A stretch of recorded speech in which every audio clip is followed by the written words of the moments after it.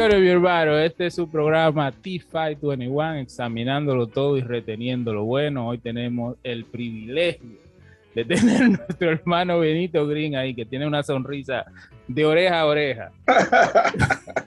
El hermano está cansado, ¿verdad? Viene de su trabajo, pero no hace digno de... No hace digno unos minutos. Sí, no hace digno de tener su presencia aquí. Yo conozco al hermano Benito, él se va a presentar más luego, pero yo lo conozco desde mi juventud, íbamos a la escuela juntos. Y él siempre ha estado en el ministerio. Desde joven fue presidente de jóvenes a nivel local, a nivel de la región, ha sido pastor. Y yo me acuerdo que porque nosotros hicimos el cuarto de bachillerato juntos. Y había un día que él llegaba tarde a la escuela porque él tenía que ir a hacer un programa de locución, que tenía un programa cristiano. ¿No es así, Benito? Y claro, él siempre, que sí. Y había un día que él llegaba siempre tarde.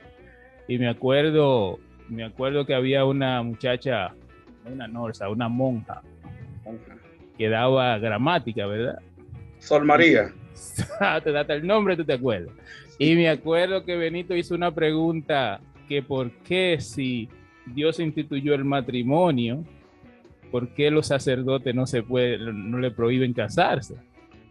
Y él nada más hizo esa pregunta y eso se armó un lío ahí en el cuarto de bachillerato. Me acuerdo que había un muchacho que llamaba Luis, que ese hasta dijo que detrás de esos monumentos en la iglesia católica hay demonios, se armó un lío. Pero parece que ahí empezó ya el hermano Benito a estar tratando con lo que es la familia, porque ahí él se preocupó por la familia, porque en realidad si esos sacerdotes tuvieran familia, hay muchas cosas que se hubieran prevenido de las que están pasando.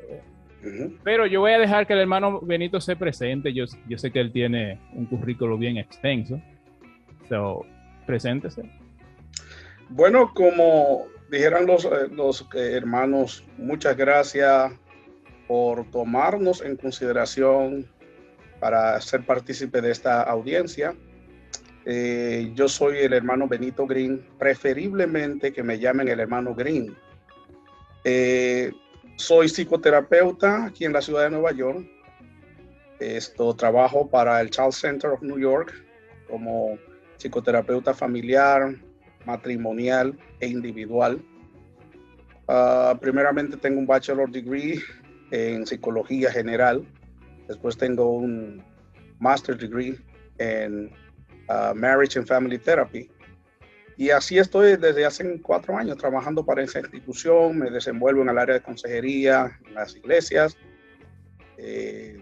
Somos pastores también aquí en Queens y además somos parte del Comité Ejecutivo Nacional de la Obra del Movimiento Misionero Mundial en los Estados Unidos, como secretario general de la obra aquí en el país. Y además estamos como supervisores de la obra del movimiento en el Medio Oriente. Así que mi trabajo es con la gente, me encanta trabajar con la gente, me gusta escuchar las problemáticas de la gente. Y yo siempre le digo a la persona, este es un trabajo que yo lo disfruto tanto que realmente no siento que estoy trabajando, sino que estoy teniendo buen momento de calidad compartiendo con las personas. Y mi recompensa más grande es ver cuando una familia recibe sanidad, cuando una familia se ajusta en cualquier problema que tenga que enfrentar y ser parte del cambio de esa familia. Como aquí realizamos las cosas cristianas y no cristianas, seculares, pero le tratamos de verla desde el punto cristiano. Y el hermano Green trabaja con la familia y terapia familiar. Y hay gente que ven esto, tal vez yo ir a tomar terapia, yo soy cristiano, es como que perdí la fe en Dios. ¿Por qué no orar? ¿Por qué no hacer otras cosas? ¿Por qué voy a ir donde un terapeuta? Pero antes de entrar a eso, yo sé que los hermanos están ahí también en Q para hacer cierta pregunta. ¿Qué es lo que es la terapia familiar? ¿Dónde tiene el inicio eso? Para más o menos entrar en detalle. Bueno, ustedes saben que todo lo que tiene que ver con salud mental, sus inicios se remontan al psicoanálisis freudiano. con razón se le ha dicho a Freud el padre de la psicología. Eso es, todos los modelos terapéuticos que han salido tuvieron su origen en el psicoanálisis freudiano. Como ustedes sabrán, el psicoanálisis freudiano es ese modelo psicológico que intenta predecir y modificar el comportamiento humano a través del estudio del subconscious, del subconsciente. Sí. Entonces, desde ahí en adelante parten todos los modelos. Por ejemplo, yo no soy muy inclinado al psicoanálisis freudiano porque la mayoría de evangélicos, cuando se habla de psicología, lo que tienen en mente es el ego, superego, el id y esas cosas, lo que es el subconsciente. Yo soy un psicoterapeuta de orientación social. Mi modelo es el posmodernismo, el construccionismo social. Nosotros realmente no creemos en la depresión como una persona está deprimida. Yo pienso que la depresión tiene que ver con la posibilidad de la persona de estar involucrado en los recursos y en los medios, digámoslo de esta manera. Me traen una señora con un estado de depresión. Le hacemos un estudio socioeconómico a la persona. Nos damos cuenta que la persona no tiene dónde vivir, no tiene que comer, y tiene una serie de elementos que son estresores, digámoslo así, estresores exógenos.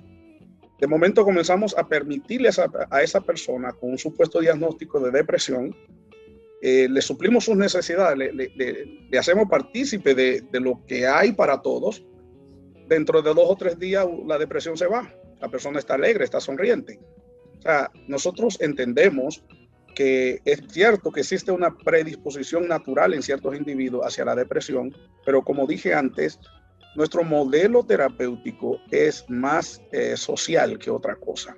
Me encanta, por ejemplo, decirle a la persona que el psicoanálisis pare los demás modelos, especialmente cuando llega el fenómeno de la revolución industrial, es cuando más casos de familiares se van a verificar, porque lo que la mayoría de gente no sabe, que el modelo familiar, el modelo bíblico, el modelo patriarcal, es que la familia se establezcan juntas, crezcan juntas y estén cerca una de la otra. Ahora, ¿qué pasa? Cuando aparece la revolución industrial, que la gente comienza a salir a trabajar de un sitio a otro, a desplazarse, el fenómeno migratorio, comienza a existir lo que se llama la desconexión familiar. Cada vez que una persona se desconecta de la cepa familiar, va a experimentar ciertos niveles de ansiedad, de depresión. La mayoría de nosotros, cuando salimos de nuestra casa por primera vez, lloramos. ¿Por qué? Porque cuando la familia crece, existe ciertos niveles de ansiedad y de estrés, y cuando la familia decrece es lo mismo. Nota que cuando tú volviste a tu casa por primera vez, voy a mi casa, el nivel de alegría fue bastante amplio, llegaste, saludaste a todo el mundo, y si tenía algún problema de tristeza, desapareció, porque el diseño original es que la familia se mantenga junta. Cuando la familia se bifurca, entonces comienzan a aparecer problemas de ajustes. Hay personas que no tienen esa capacidad de ajustarse a la nueva realidad social que tiene. Aparece depresión, aparece ansiedad, y cuando aparece depresión, ansiedad, estrés, frecuentemente los seres humanos buscan algún tipo de ayuda, lo que llamamos coping strategy, buscan algún mecanismo para ayudarle a lidiar con esos altos niveles. Muchas personas se van a la droga, otras personas se van a las bebidas alcohólicas, otras personas se van a la prostitución, otras personas se van a la iglesia, se van al evangelio, porque es una forma es un mecanismo de sobrevivencia. Entonces, cada vez que tenemos este tipo de situaciones, es cuando la terapia familiar, es cuando la psicoterapia familiar o individual o matrimonial entra en función. Cuando no existe, cuando el individuo se ve que no tiene más recursos, que no sabe más qué hacer, ya no entiendo más qué hacer, entonces ahí es donde Benito Green entra en la escena. Hermano Green, Dios me lo bendiga. Robert Poole por aquí y es obviamente un honor de tenerlo por acá. Y aunque Bruno Smith comentó algo así de los inicios, pero no lo escuché de usted, ¿qué realmente lo influyó o le hizo? ¿Qué necesidad usted vio en la sociedad? Que usted dijo, esto es lo que yo quiero hacer por el resto de mi vida. Muy buena pregunta. Primeramente, yo era educador. Yo trabajé como educador en el Departamento de Educación de la Ciudad de Nueva York por 19 años. Llegó un momento que me sentí bastante cansado por estar trabajando en un setting de educación especial con, digamos, 10 diagnósticos diferentes, porque cada muchacho de eso tiene un diagnóstico. Por eso se llama educación especial. Si son 12 estudiantes, son 12 diagnósticos muchas veces, aunque a veces hay personas que coinciden en diagnóstico. Me di cuenta que eso me estaba gastando emocionalmente.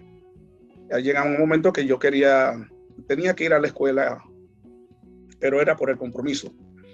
Por otro lado, me daba cuenta que los muchachos no avanzaban, la escuela no.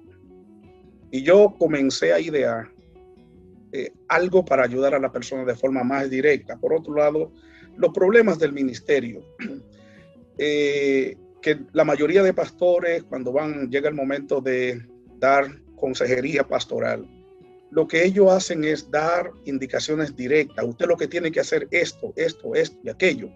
Y eso es lo peor que una persona puede hacer cuando se trata de la consejería. Usted no debe decirle a la persona qué hacer, a no ser que la persona tenga un problema mental que no le permita tomar una decisión por sí misma. Entonces, pensando en todo esto, yo fui a una sección de orientación. Entonces, ya con un bachelor, lo mismo que en los países nosotros llamamos una licenciatura en psicología general, yo estaba hablando con una asesora y le expliqué mi dilema. Entonces ella me dijo, esto está claro. Tú lo que necesitas es hacer una maestría en psicoterapia familiar con una concentración en asesoría familiar. Y me explica y me pone, ¿verdad? Me pone la perspectiva del programa, me abre, digamos, el pensum del programa. Y cuando yo comienzo a leer las diferentes cosas, yo digo, no, pero esto encaja perfectamente con lo que yo estoy buscando. Bueno, me enamoré de ese campo profesional al nivel de que yo puedo hacer esto sin que me paguen dinero. Porque eso para mí es como, qué sé yo, cuando estaba en el país de Bruno, que jugaba pelota, algo que me gustaba. Eso es para mí como estar jugando pelota, jugando la placa, me gusta. Yo soy testigo de eso, porque el otro día iba yo manejando para Virginia y dije, dame llamar al hermano Green. Y así de relajo le dije, necesito una terapia, porque mi esposa como que no me está atendiendo. Y el hermano empezó a darme terapia de una vez. Yo, claro. hasta ahora yo estoy pensando, ¿por qué yo no grabé esto? Porque eso era una dinámica perfecta. El hermano, mira, duró como 15 minutos ahí, yendo paso por paso qué yo debía de hacer para arreglar ese problema con mi esposa, que era ficticio, no era verdad, para que no crean que yo tengo problemas. Hermano Manuel, ¿usted tiene alguna pregunta? No, bendiciones para nuestro hermano Green, y ya escuchando la parte introductoria y la vocación que tiene ya con los temas sociales, pues no hay duda que Green está llamado a convertirse en un fiel colaborador de este espacio, y muchos temas se han desprendido. Ya él mencionó un tema que más adelante también tendremos que agendarlo: la consejería en el ministerio, la parte pastoral, todo eso. Eso es un tema muy, muy especial e importante para nuestra audiencia. Sí. ¿Okay? Entonces, planteaba Green, yo escuchándolo, para algunos estudiosos y teóricos, sociólogos también, parten de establecer la modernidad precisamente del hecho de la revolución industrial, el acontecimiento que marca todo, que industrializa ya esa mano de obra y que genera un caos. Y si bien es cierto que ese caos representó un gran desafío, yo lo escuchaba y yo dentro de mí decía, pues ahora la familia está amenazada a la quinta potencia. porque ahora sí es verdad que no hay espacio, que todo el tiempo está saturado y que hay amenazas latentes contra la unidad familiar. Entonces, en ese sentido, hermano querido, ¿cuál es el desafío que enfrenta ese modelo patriarcal, ese modelo donde el valor familiar es primero, se prioriza esa vinculación familiar, con tantas distracciones, con tantos medios ahora para entretener y disociar esa familia? ¿Cuál es la gran amenaza que está viviendo entonces en la familia? Hermano Manuel y hermanos, el problema uno de los problemas que más afectan el núcleo familiar es ese boom de tecnología. Siempre yo le he dicho a mis pacientes, mientras más usted se conecta al mundo virtual, más se desconecta del mundo real. O sea, estamos bregando con dos grandes situaciones.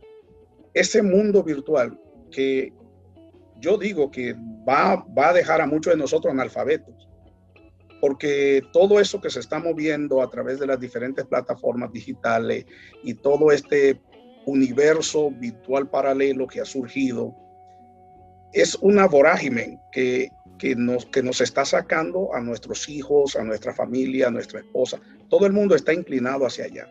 Entonces siempre yo digo, mientras más el miembro familiar se está conectado a ese mundo virtual, está desconectado de su realidad, de su entorno familiar. Por otro lado, estamos experimentando el famoso fenómeno del nihilismo, eso que establece un mundo sin reglas, un mundo donde usted establece sus propias reglas. Sí. Por ejemplo, uno de los conceptos más básicos del construccionismo social es que las realidades se crean a través de las palabras, de los conceptos. Y ellos lo que le dicen a usted, a cualquier persona, usted necesita crear una realidad en la cual usted se sienta cómodo. Usted necesita, en primer lugar, desconstruir todo este discurso dominante que contribuyó con reprimir sus verdaderas intenciones, sus verdaderas emociones y crear una realidad en la cual usted se sienta cómoda. Esa realidad puede ser cualquier cosa. Esa realidad puede ser un transgénero, esa realidad puede ser un transespecie, esta realidad puede ser pero que usted construya su realidad a partir de lo que usted se sienta cómodo. Ahora tenemos el asunto. Tenemos un sistema que se llama familia. Y yo realmente estudio la familia desde el punto de vista sistémico, lo que significa que todos los miembros de la familia están interconectados, interrelacionados por diferentes factores. Nosotros vemos la interconexión familiar a través de las emociones, a través de toda esa cosa. Entonces, ¿qué pasa con el construccionismo social? El construccionismo social llega a tu familia y tú en tu familia tienes tus reglas familiares, tú tienes un núcleo familiar, papá y mamá, es el núcleo familiar. A partir de ese núcleo familiar existen lo que llaman los subsistemas familiares. Están los subsistemas de los hermanos. Los hermanos pueden, dentro del sistema, de los subsistemas de hermanos, pueden formar lo que llaman alianzas, pueden formar lo que se llaman coaliciones y otros subsistemas dependiendo de los intereses comunes de los hermanos. ¿Qué sucede? Nosotros entendemos que la crisis familiar es por el asunto del alineamiento del núcleo familiar. Por ende, entendemos que si el núcleo familiar es funcional, o sea, el cerebro está bien, los demás miembros del cuerpo van a funcionar de forma adecuada. ¿Qué pasa entonces con el construccionismo social? Existe una regla, porque dentro de una familia funcional debe existir lo que llaman boundaries. Necesitamos saber cuáles son los límites. Necesitamos saber que el hijo es hijo y el papá es papá. Eso se llaman boundaries. Ahora, cuando los boundaries son demasiado difusos, eso crea confusión. O sea, Yo a veces escucho padres que dicen, mi hijo es mi amigo. Yo le digo, no, tu hijo no es tu amigo. Tu hijo es tu hijo. Si tú necesitas amigo, hágase miembro de la sociedad de caballeros de su iglesia y busque amigos de ese grupo, pero ese muchacho es tu hijo y usted necesita tener lo que llama boundaries. Las fronteras establecen autoridades. Usted pasa por la frontera de Canadá y de una vez sabe que ahí comenzó Estados Unidos o terminó Canadá. ¿Por qué? Porque las fronteras establecen autoridades. Las fronteras también establecen seguridad. Imagínese usted guiando por la 95 Norte o 95 Sur y desaparezcan de momento esas líneas que dividen los carriles en un highway como ese. El pánico de una vez comienza. ¿Por qué? Porque las fronteras también dan seguridad. Es lo mismo en el sistema familiar. Saber que papá es papá, mamá es mamá y que yo soy, ¿verdad?, parte de ese sistema, pero que hay cosas que yo no puedo ir allá, porque si voy allá, entonces convierto mi sistema familiar en un sistema disfuncional. ¿Ve? Entonces, ese es para mí uno de los más grandes desafíos que la familia de hoy, contemporánea, está confrontando. Por un lado, el modelo familiar sistémico, por otro lado, el famoso construccionismo social que se levanta contra todo aquello que crea discomfort entre los miembros y que anima a los miembros familiares, crea una nueva situación en la cual tú te sientes. Estamos aprendiendo bastante en este corto tiempo y siguiendo esa misma, no sé si Bruno tenía una pregunta, pero antes de que se me vaya, siguiendo esa misma línea con ese construccionismo social que existe ahora, donde realmente estamos viviendo en tiempos de relativismo. Eso para ti está mal, pero para mí está bien.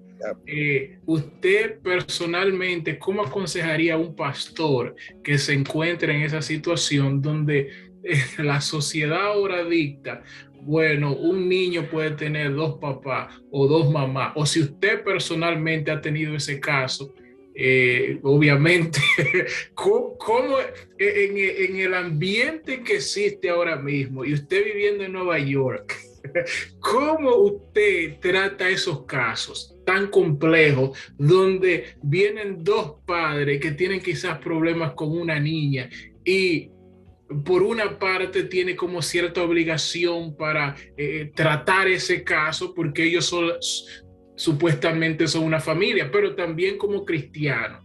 ¿Qué usted me puede decir al respecto? Bueno, en primer lugar, yo tengo que identificar el setting donde estoy. Si es en la iglesia, okay, ningún creyente va a discutir que para nosotros la Biblia es nuestra regla máxima de fe y de conducta. Amén. Entonces, desde ahí partimos. La Biblia es nuestra regla de fe y de conducta. Nosotros sabemos que el construccionismo social, para él no existen verdades absolutas, sino todas relativas. Sí. Sin embargo, en el contexto bíblico, nosotros todos estamos de acuerdo que hay verdades absolutas. Amén. Y entonces enfatizamos sobre esto. En el ambiente profesional donde me desenvuelvo, que muchas veces he tenido que lidiar con todo ese tipo de diagnóstico, lo primero que yo voy a ubicar es el problema presente. ¿Para qué tú viniste aquí? Si yo estoy tratando con un miembro de la comunidad LGBT, a lo cual le respetamos y, tú sabes, lo tratamos, no lo deshumanizamos, claro, sino lo tratamos con mucha honestidad y con mucho de todo. Pero no he tenido ningún caso de un miembro de la comunidad LGBT que venga a mí para ayudarle a salir del closet, a tomar una decisión.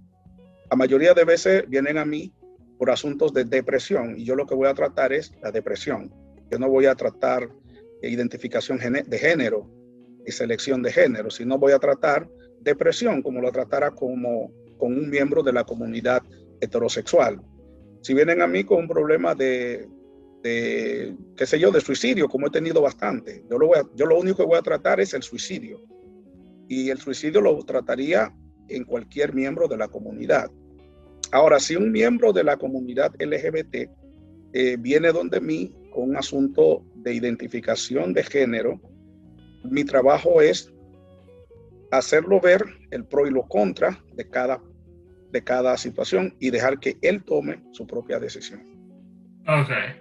No soy conciencia moral de ello, no soy en mi campo profesional, yo no soy conciencia moral de nadie.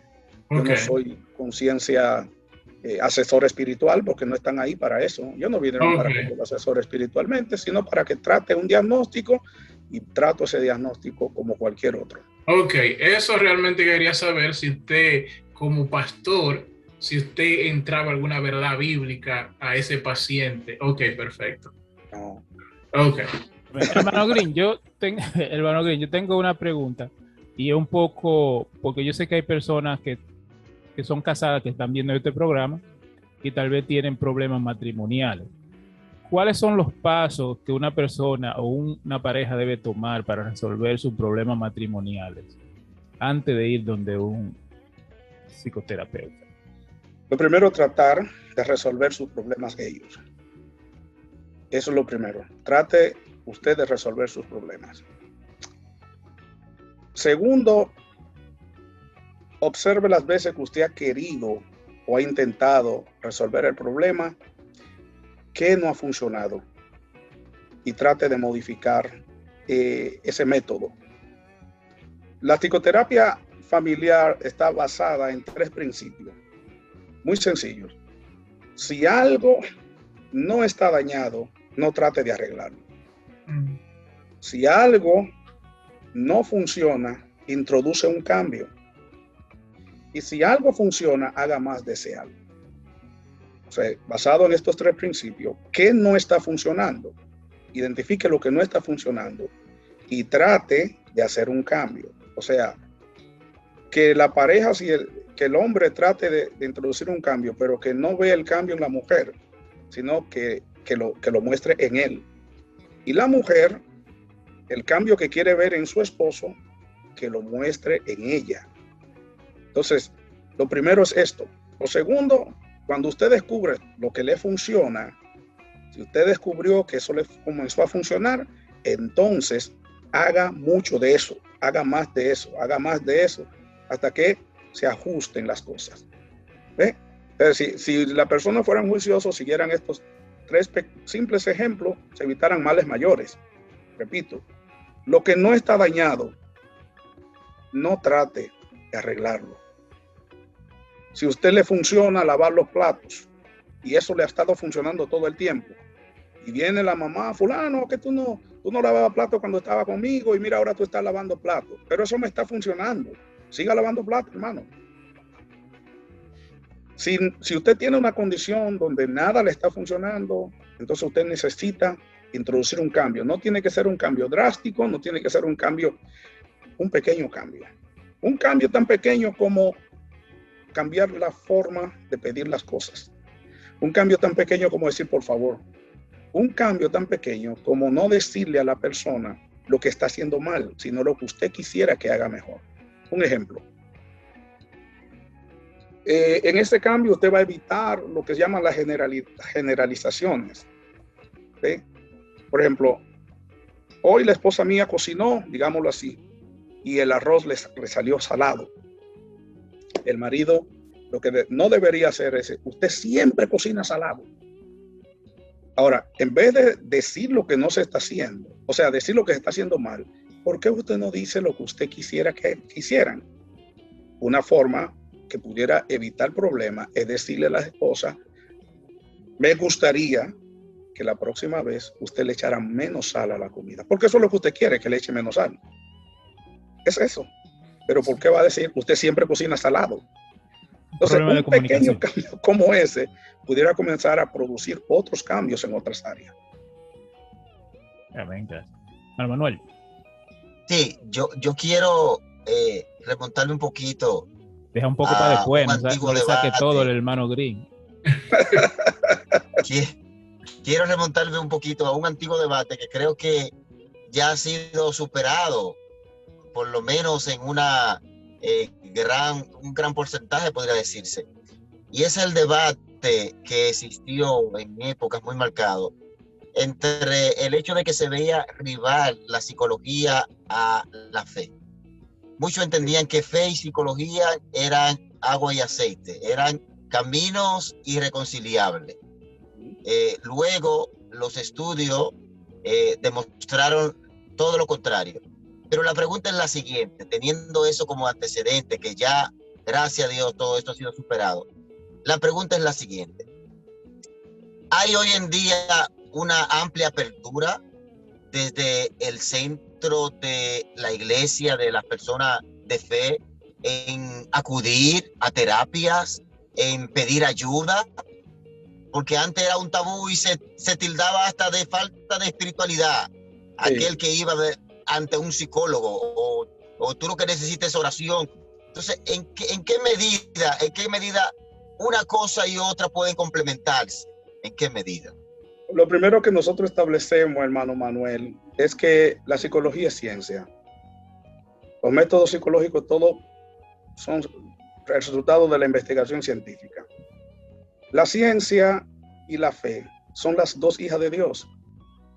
Una es para tratar con Dios, el hombre hacia Dios, y otra es para tratar el hombre con el hombre. O sea, Dios tiene dos hijas, la ciencia y la fe, y ellas no se pueden contradecir. Si existe verdadera ciencia, va a la par con la fe. Amén. ¿Qué es lo que no va a la par con la fe? Las hipótesis humanas, las suposiciones humanas.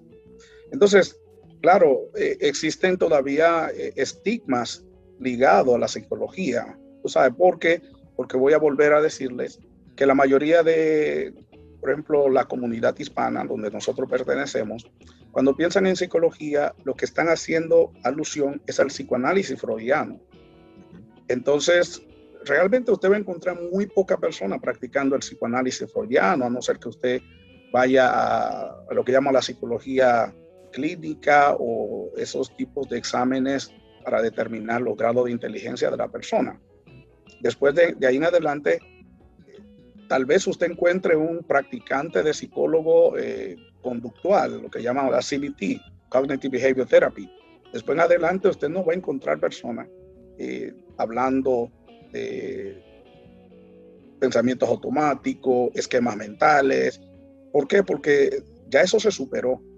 Entonces, claro, yo tengo pocos pacientes del ámbito cristiano, porque todavía los cristianos entendemos que no puede ser que una persona creyente tenga problemas psicológicos.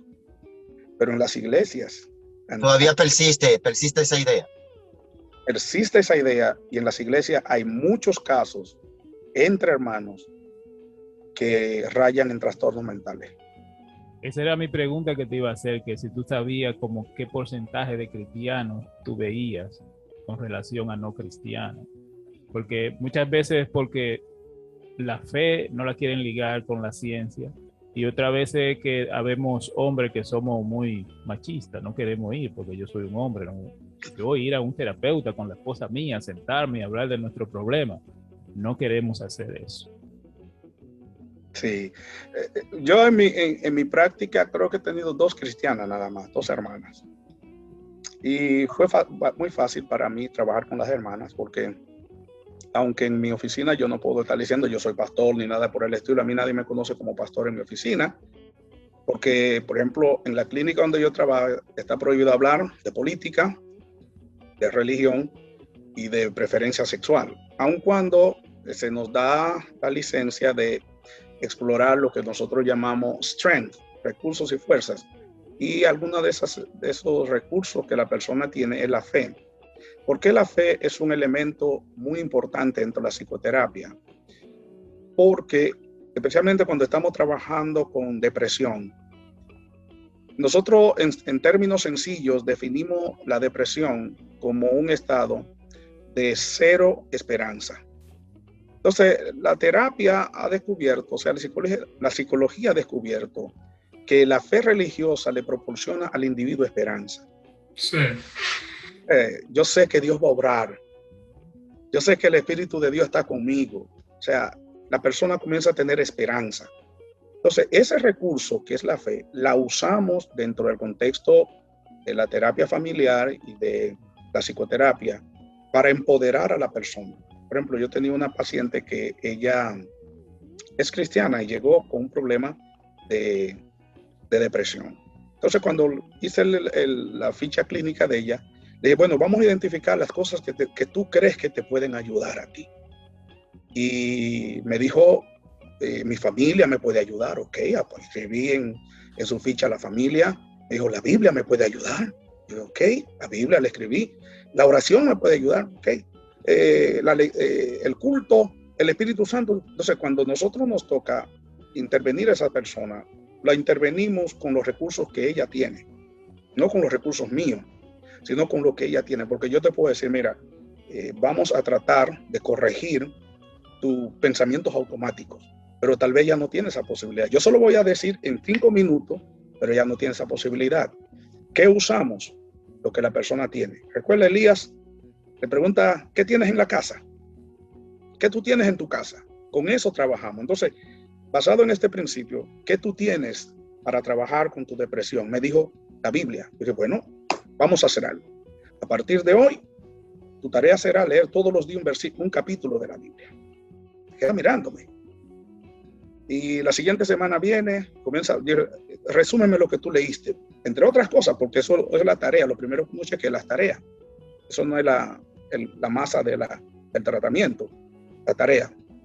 Terminamos la sección y le dije, usted me dijo que tenía como recurso la oración también. Sí, explíqueme la oración. Cuando yo oro, yo hablo con Dios, y cuando tú hablas con Dios, y comenzó a describirme y comencé a ver que los brillo en los ojos y entusiasmo. Cuando tú ves a una persona hablando con brillo en los ojos, entusiasmo, tú tienes que saber que el nivel de depresión comienza a descender. Entonces, yo le comencé a decirle tus tareas, entonces será orar todos los días 1 hora. ¿Tú puedes orar 1 hora? Sí, yo puedo orar hasta más. Pero es una dominicana bullosa. Y cogí todo esto. Un día la señora llega a la oficina y me dice, doctor, a mí me da como que Dios me habla a través de usted. Y digo, pero ¿cómo así? Es que cuando yo entro acá y cuando usted comienza a hablarme, el Espíritu me ministra. Fue el paciente que menos tiempo duró en terapia. En 2 meses, no necesito ya nada. Yo estoy bien, gracias a Dios. O sea, ese recurso que es la fe, no todo el mundo la tiene. Porque te voy a explicar algo más. Se ha hecho un estudio en una universidad de California y se ha descubierto que cuando una persona ora, ellos dicen, cuando una persona ora o reza, no usan la palabra orar, sino rezar, da la impresión que la persona se conectara con una fuente cósmica superior. Cuando la persona cuando se conecta con esa fuente cósmica superior, la persona alcanza un nivel, le llaman a eso homeostasis, un nivel de equilibrio que no se logra con 9 horas de yoga, sino que todas las emociones, todo el ser interior de la persona alcanza un equilibrio total. Por eso ya se está considerando incluir dentro de los programas terapéuticos lo que le llaman la spiritual therapy, terapia espiritual. Ah, mira qué bien. De hecho, ya en instituciones médicas, académicas, aquí yo he visto ya áreas reservadas para temas de ayuda espiritual y todo eso. Sí, fíjate que yo, prometo que esta es la última pregunta, porque yo sé que el hermano Green está cansado y además nosotros lo vamos a usar más a menudo. De hecho, la pregunta que el hermano Manuel hacía concerniente a los cristianos asistiendo a psicoterapia, yo estaba pensando esa misma línea acerca de si es algo cultural, porque por lo general nosotros vemos que los americanos, ya sean las películas, siempre presentan a los americanos acudiendo a psicoterapia sin problema, lo cual eso no es muy prevalente en los latinos. Pero aparte de eso, yo quería preguntarle seguramente una pregunta un poco egoísta, porque realmente no es para beneficio de los oyentes que quizás se pueden beneficiar, pero es personal, que quiero saber. Sucede que tú quieres una terapia gratis. No, sucede que mi esposa es psicóloga del desarrollo humano. Okay. Y entonces estábamos mirando una película, y en esta película hay una persona que le están haciendo un psicoanálisis y utilizan el hipnotismo. y yo miro a mi esposa y yo le digo, ¿qué de esto? Me dice ella, cuando yo estaba estudiando, sugirieron eso, pero yo no creo en eso. So, yo le estoy preguntando a usted, ¿qué usted piensa acerca del hipnotismo? ¿Eso es algo real? ¿Eso está ya en lo oculto? ¿O parte del ocultismo o qué? Bueno, por ejemplo, la terapia Quetzal usa dentro de sus intervenciones, usó esa técnica del hipnotismo. Nosotros no usamos esto porque la consideramos una invasión a la privacidad de la persona. Y creo que viola principio ético también. Ok. Por ejemplo, aquí en Estados Unidos eso no se practica. Hay cosas que, por ejemplo, en los países de nosotros se practican todavía, pero aquí en Estados Unidos no se practica. Otra cosa que aquí no se practica, y te voy a seguir escuchando, Robert, es los famosos choques eléctricos que le dan a la persona que tenían problemas.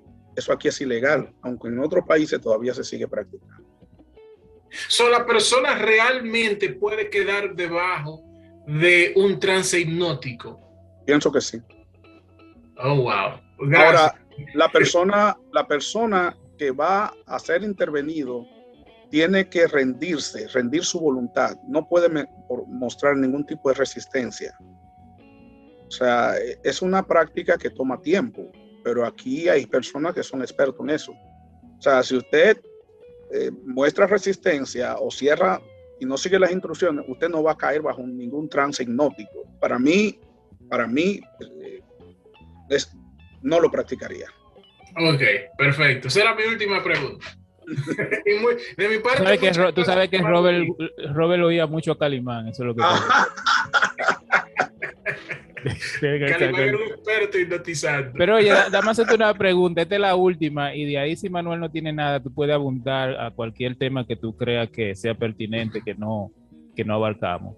Y es que en tú eres un psicoterapeuta, hay casos que tal vez te llegan y tú dices, bueno, ya esto es algo espiritual. Sí. ¿Y qué tú harías en ese caso? Mire, hay un trastorno de personalidad que es uno de los más difíciles de tratar en la psicoterapia. En el DSM-5, que es el manual de diagnóstico de psicología y psiquiatría de los Estados Unidos, existe un trastorno de personalidad que se llama trastorno de múltiples personalidades. Sí.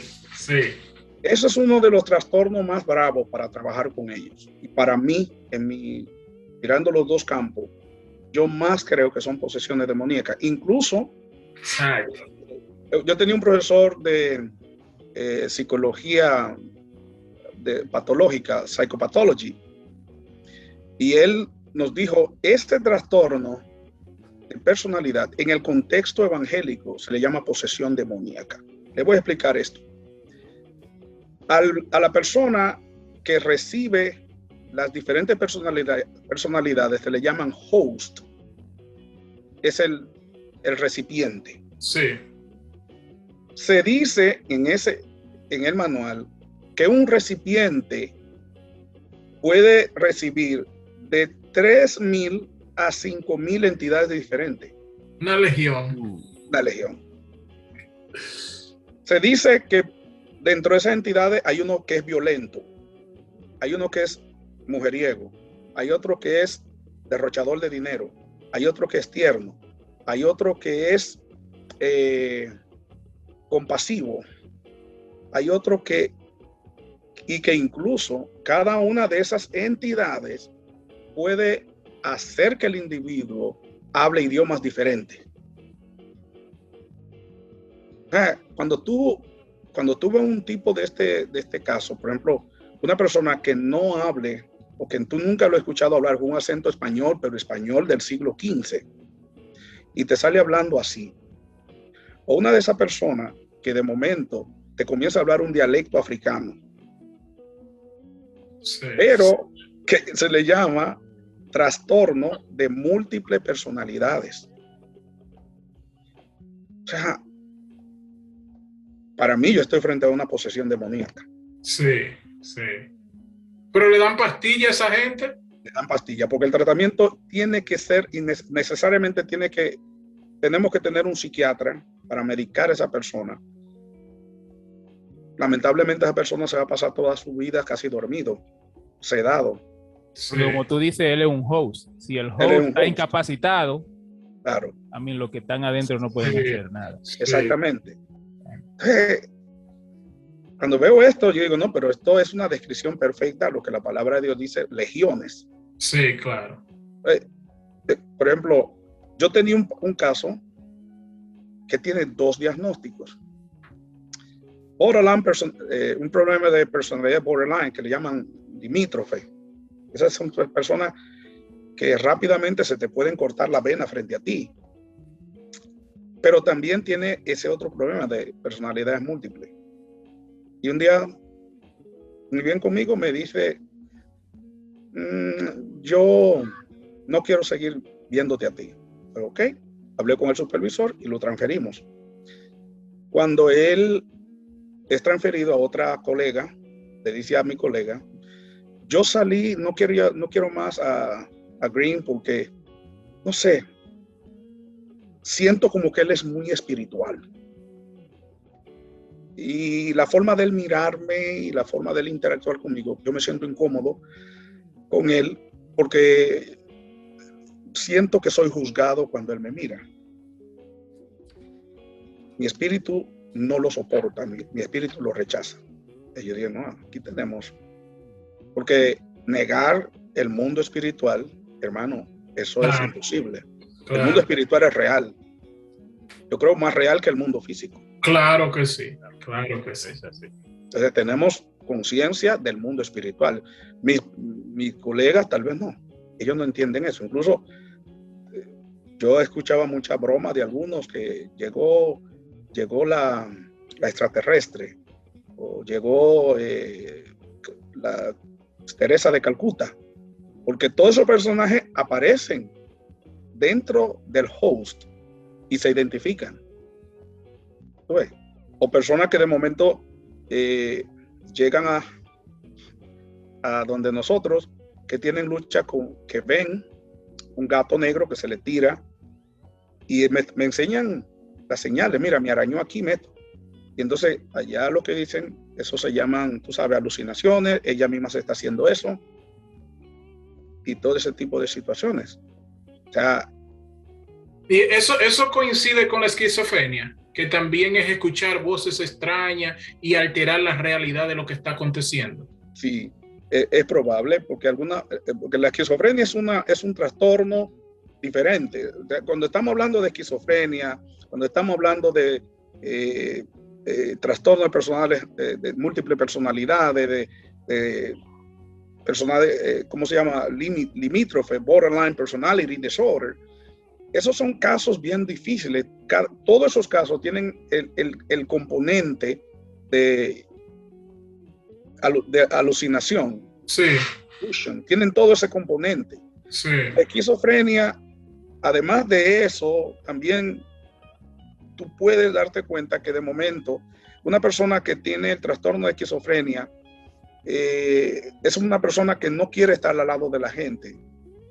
Rehúsa por toda forma tener cualquier tipo de acercamiento social con la gente.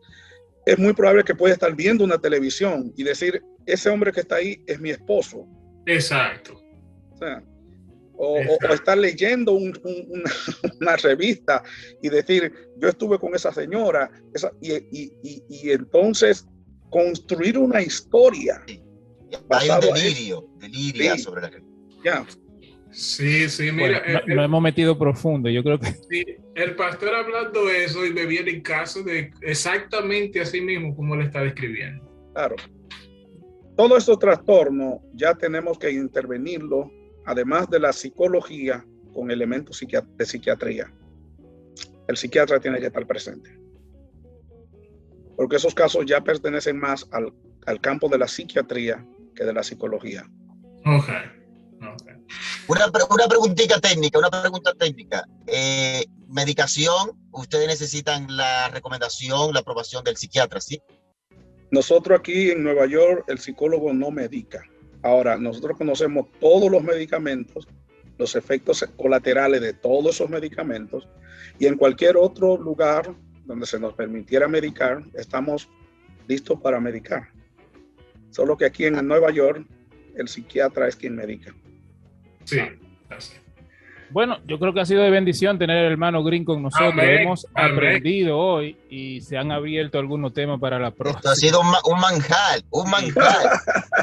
Yo sé que el hermano Manuel habló de un tema que está ahí que podemos tratar luego, o que era sobre las instrucciones a los ministros de cómo tratar a las personas, la consejería la ahí, ministerial, pastoral. Sí. Y me gustaría tener un programa contigo otra vez, hermano Green, para tratar, para que tú le hables a la familia cómo mantener una familia saludable, porque la familia es el núcleo, la célula de la sociedad, y eso es lo que el Satanás está atacando. Usted tiene muchas células cancerosas en la sociedad y la sociedad ahora tiene cáncer. Entonces yo creo que empezando en nuestras iglesias, fuera bueno tener un programa donde hablemos sobre eso, cómo sanar nuestra familia para tener familias unidas, saludables, para que la iglesia sea un núcleo fuerte dentro de la sociedad. Claro. Amén. Yo le voy a dar la oportunidad al hermano Green si él quiere algo. Si tiene algo más que decir, no te podemos brindar nada. Yo tengo agua aquí, pero agua virtual, imagínate. Entonces, si tú tienes algo que decir para los oyentes, el hermano Green también tiene un programa en YouTube, lo vamos a poner el enlace abajo para que usted también se suscriba. Amén, para que puedan seguirlo. Yes. Hermano Green, si usted quiere decir algo antes de despedir. Sí, yo tengo un pequeño proyecto que es llevar psicoeducación a través del programa que tenemos en YouTube, a través de conferencias. Me encanta hacer esto. Entonces, la familia, recuerden, amigos y hermanos, una familia va a pasar por 8 etapas diferentes. Un día de esto vamos a hablar de las 8 etapas familiares. En cada una de esas etapas existen lo que llaman momentos de transición. Ahí es donde surgen la mayoría de los problemas que aquejan a la familia, en los momentos de transición. Por ejemplo, una madre puede ser muy efectiva, muy eficaz, criando un niño desde que nace hasta los 5 años, pero a los 5 años el niño hace transición. Ahí lo perdemos a veces, o a los 7, o a los 9, que son los años de transiciones. Entonces, la familia va a experimentar lo que le llamamos estresores de tipos horizontales, que son lo que van a experimentarse en el transcurso del desarrollo familiar, o estresores de tipos verticales, que tienen que ver con estas malas formaciones que hemos traído desde generaciones pasadas. Esperamos que ustedes puedan estar atentos a otros programas donde nosotros vamos a hablar de esos temas, tal vez en mi canal de YouTube o tal vez por este mismo medio.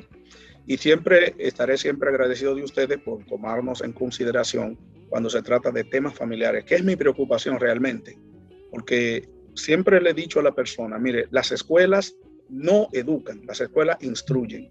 Sí. La educación se recibe en la familia, en el seno de la familia. Ahora, si yo tengo un sistema familiar que viene arrastrando modelos de comportamiento deficiente, eso mismo yo voy a transmitir a los miembros de mi familia. Y esa conducta deficiente se va a perpetuar de generación tras generación. Debe llegar un momento cuando ese círculo vicioso se rompa. Entonces, yo quiero, y es mi aspiración, contribuir a que el círculo vicioso se rompa. Y entonces ya eso quede todo en generaciones pasadas. Y que a partir de esa ruptura construyamos una nueva narrativa familiar. Dios le bendiga. Amén, amén. Perfecto. Bendiciones, mi hermano. Este fue su programa T521, examinándolo todo y reteniendo lo bueno.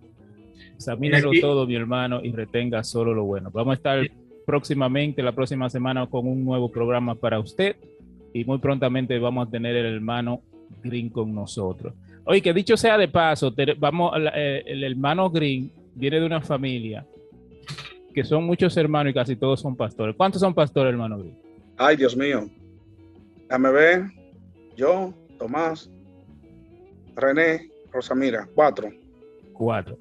Él dijo Rosamira y yo creo que voy a hablar con Rosamira, ya yo hablé con ella, la vamos a tener un programa donde vamos a estar hablando de la mujer en el ministerio pastoral. Ay. Dios le bendiga y Dios le guarde, mi hermano. Comente abajo si tiene pregunta, hágala y el hermano Green le va a estar respondiendo en nuestro programa. Bendiciones. Bendiciones. Dios le bendiga mucho. Green responde. Bendiciones. Amén. Dios le bendiga.